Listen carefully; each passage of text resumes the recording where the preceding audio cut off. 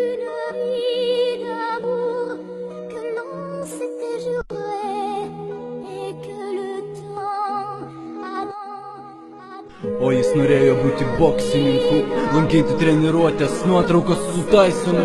O jis tiesiog norėjo ginti draugus, lankyti treniruotės, siaubti barų sporto. O jis norėjo būti boksininku, lankyti treniruotės, nuotraukos su Tysonu. O jis tiesiog norėjo ginti draugus, lankyti treniruotės, siaubti barų sporto. 12 metų jaunuolis, kūdas, beveik besvorės, stilus vaikas, daug išmokti norintis. Kovos klipai, smūgiai, favoritai, užkabino vaiką tėvams nematytai dar. Pirma kova prasidėjo mokyklai pasi, tada kai Patrikas pjaudė ir tyčiojosi.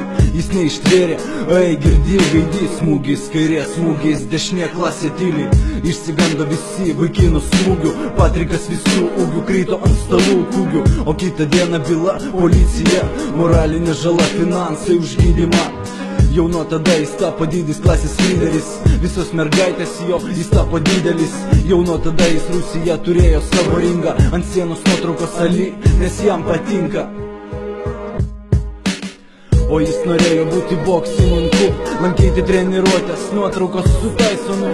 O jis tiesiog norėjo ginti draugus, lankyti treniruotės, siaubti barų sporto.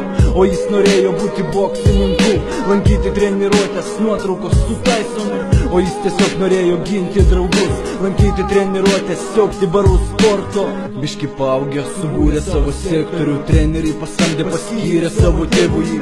Čempionatai, rėmėjai, naftos magnatai, titulas karys daro iki galo tai. 7 medaliai, visi aukso finale. Jau nuo tada žinojo jis pasaulį savo kelią.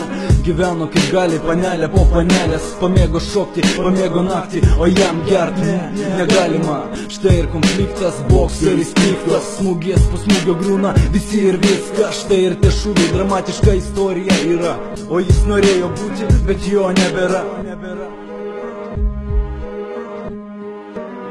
O jis norėjo būti boksininku, lankyti treniruotės, nebus foto su Tysonu. O jis tiesiog norėjo būti draugu, lankyti treniruotės, nėra daugiau boksininkų.